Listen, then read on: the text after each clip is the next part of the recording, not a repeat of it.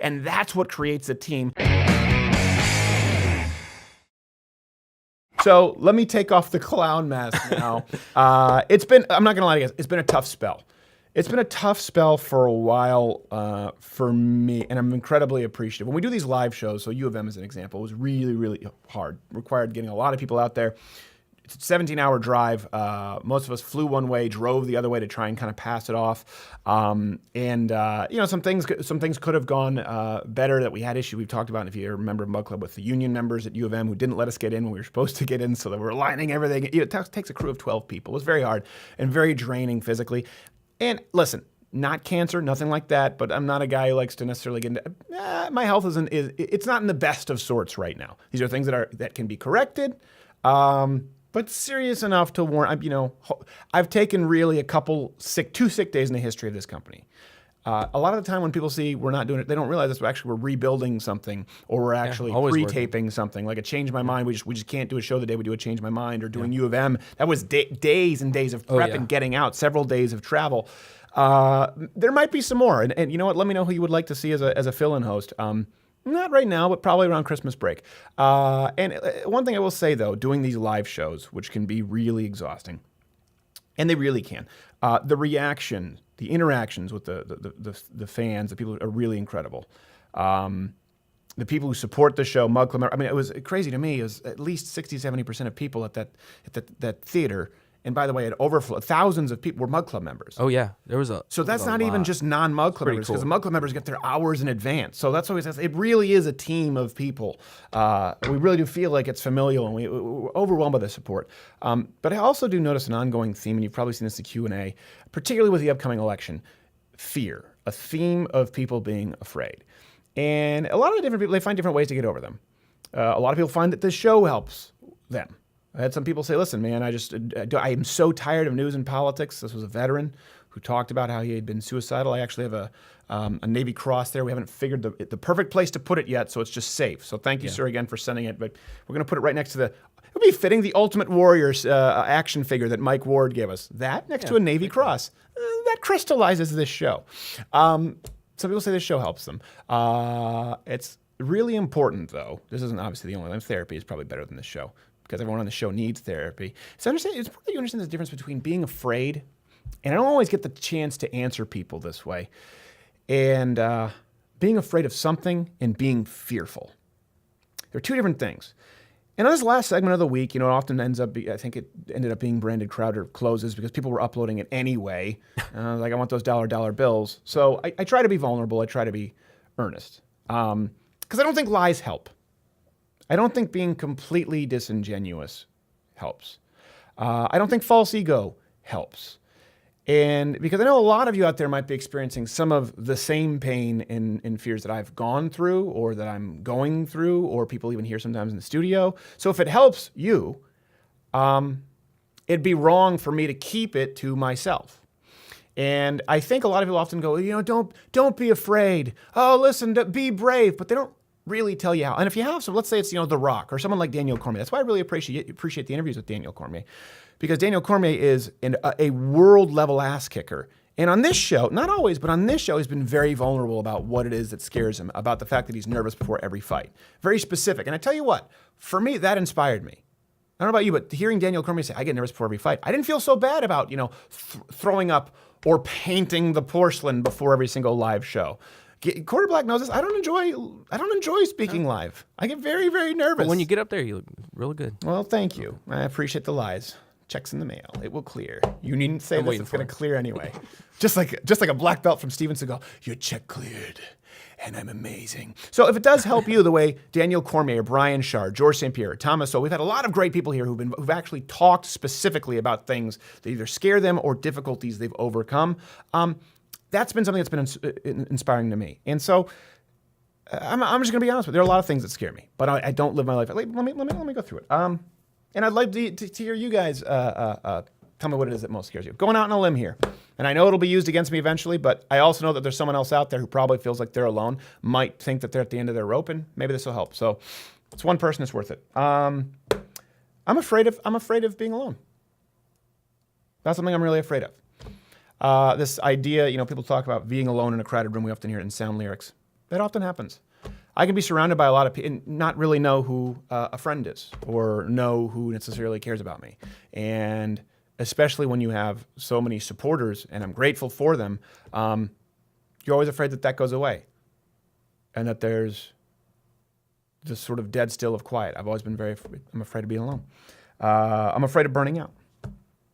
It's one of my worst fears. I'm afraid of burning out. Like after University of Michigan, and again, when you have kind of health struggles, nothing serious, it's hard. Sometimes it's hard. I can always get up and do the work that I need to do as far as, okay, show up, hit the mark, do the sketch, fine, write the joke. But when you don't have anything to aim for, sometimes it's really hard just to think up right now, okay, where are we going to do the next change? What's the next super video? Where are we going to go on location? Because so much needs to be planned. And it's just like, a lion tamer. It's the different legs of the stool that keeps the lion completely confused. That's the only reason that this circus clown is not getting eaten. I get overwhelmed sometimes. I'm afraid of burning out. I am afraid of not being deserving of this platform. Frankly, I'm afraid of that. Something I've always been afraid of. I see the faces. I see people who come up when they tell me their personal stories and how much this program means to them. I really am grateful, but I think I often feel undeserving. I work really hard. Again, I try to be honest with people. I probably work harder than anyone I know, and that's kind of a reputation in the industry if you ask other people. I'm a Clydesdale, not a show horse, clearly. Not an Arabian prancer, dancer, whatever it is. All you equestrians, I don't care. Go do your dressage. But I'm afraid. I often feel undeserving of the platform. I'm afraid of mistakes that I've made which have harmed others, and I don't necessarily know what they are. Sometimes when you're in a leadership position, this keeps me up at night. I'm afraid that I've made mistakes that have caused ripple effects, and they were mistakes that I could have avoided, especially when you have employees and you're in your mid-20s. You make mistakes. Mistakes are okay, but I have trouble sleeping sometimes when I think about, I could have done this better. I could have done that better. That's something that bothers me a lot. I'm afraid of the Brazilian wandering spider. That goes without saying. I'm afraid of not knowing when I've done the right thing. That's something that's hard. Afraid of the mistakes, and sometimes not knowing if you've made a mistake or done the right thing, because sometimes you make a decision that you have to make for someone else in the team or someone else in your life that negatively affects one other person. Sometimes it's just like we don't have that much room in the lifeboats. Sometimes you have to make hard decisions, and sometimes you think you have to make hard decisions, and it's just wrong. I'm afraid of that. I'm afraid, frankly, I used to have a bad temper. I'm afraid of it coming back. I'm afraid of Mr. Hyde rearing his ugly bisexual head. That was a short phase. No, I'm afraid. Afraid of getting angry. Afraid of being too emotional. Afraid of being obsessive.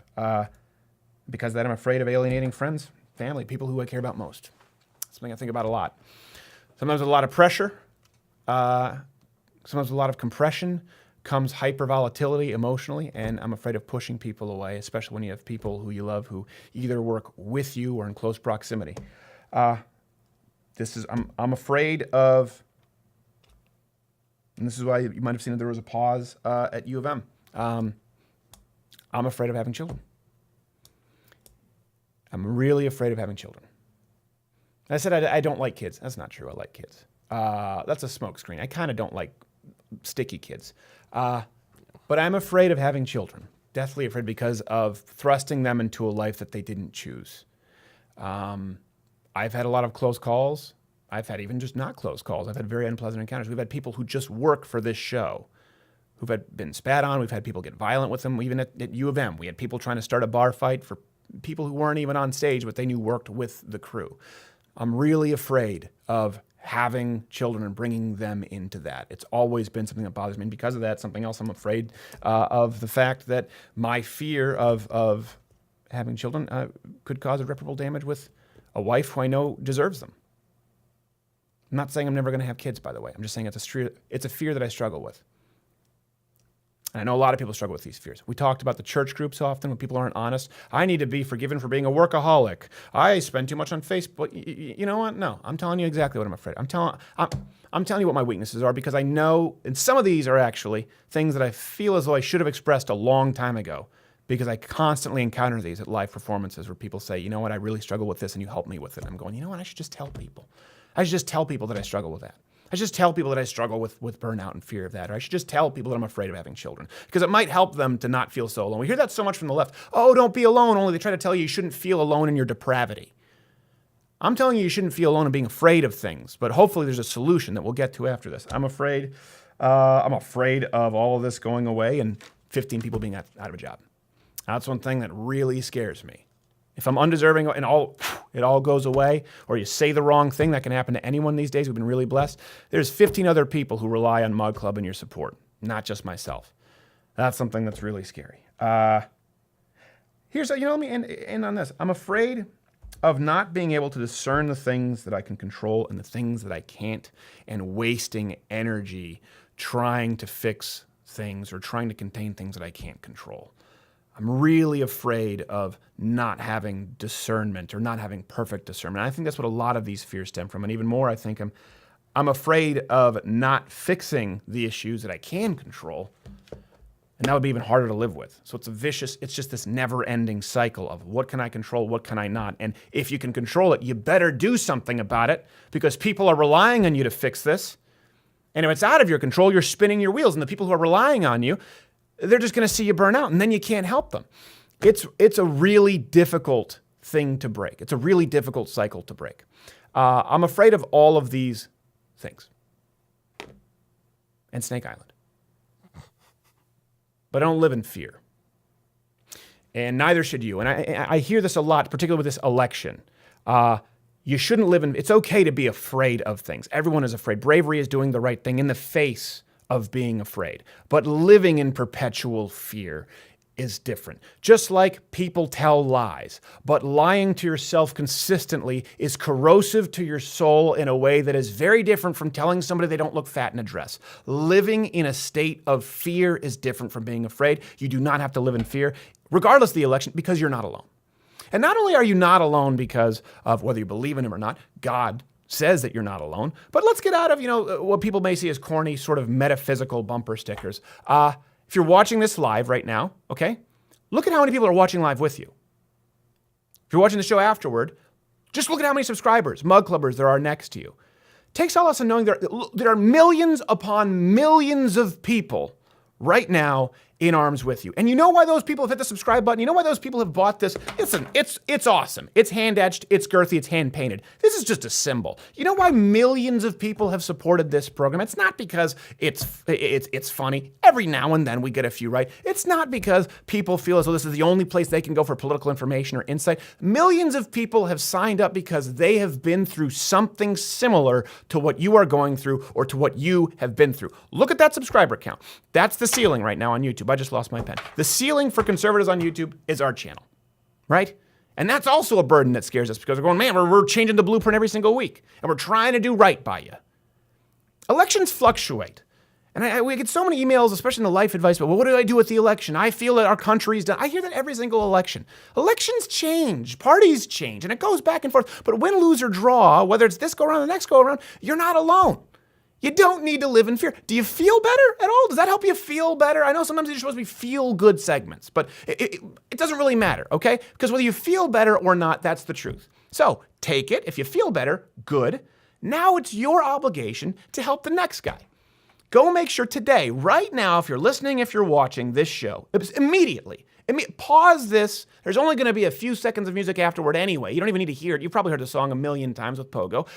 Pause it right after this phrase and immediately go ensure that somebody else out there doesn't feel alone and doesn't need to live in perpetual fear. If all of us do that, that's what changes this country, and that's what creates a team, and that's what gives people not only self-belief, but belief in their values and belief in real change. Make sure today, right now, this is the last phrase, I'm getting near the end of this now, name that movie line, that you go out and ensure someone else doesn't feel alone and doesn't have to live in fear, because that's why we do this. Hey, if you like this video, subscribe, hit the notification bell, or if you want to continue to enjoy free content, support us at louderwithcrowder.com/mugclub, where you get the full nightly show, an hour every day free, along with all of our friends' content. If not, you don't want to do any of those things, you're probably just here, you're watching